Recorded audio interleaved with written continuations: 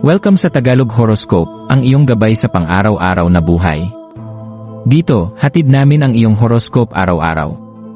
Alamin kung ano ang naghihintay para sa iyo sa pag-ibig, trabaho, kalusugan, at swerte. Samahan kami para mas maunawaan mo ang mensahe ng universo para sa iyong araw. Huwag kalimutang mag-subscribe, i-like ang aming mga video, at i-share sa iyong mga kaibigan. Simulan natin ang araw ng may inspirasyon mula sa mga bituin.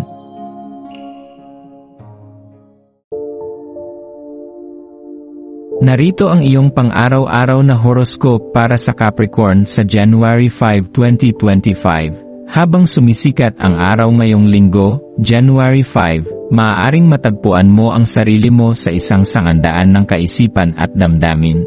Mahal na Capricorn, inaanyayahan ka ng enerhiya ng araw na tuklasin ang lalim ng iyong masigasig na pagnanais na makamit ang iyong mga layunin, isang aspeto na madalas mahanap ng iba bilang kaakit-akit.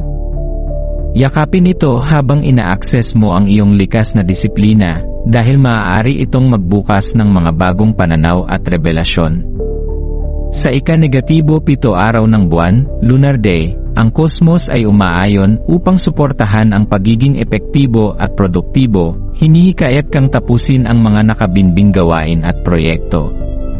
Maglaan ng sandali upang pagnilayan kung paano maaaring malabo ng kaba o pag-aalinlangan ang iyong paghusga o makaapekto sa iyong mga aksyon sa araw na ito.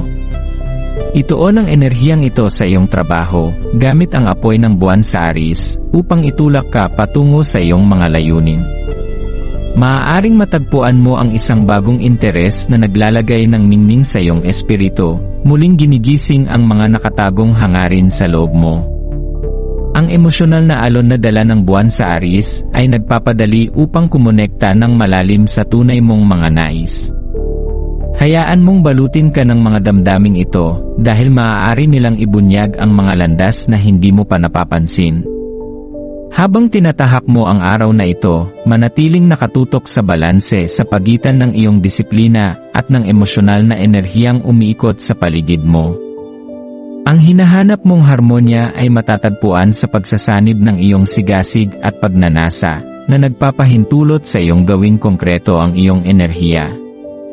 Magtiwala sa iyong intuisyon, dahil ito ang maggagabay sa iyo, hindi lamang patungo sa tagumpay kundi pati na rin sa personal na kasiyahan.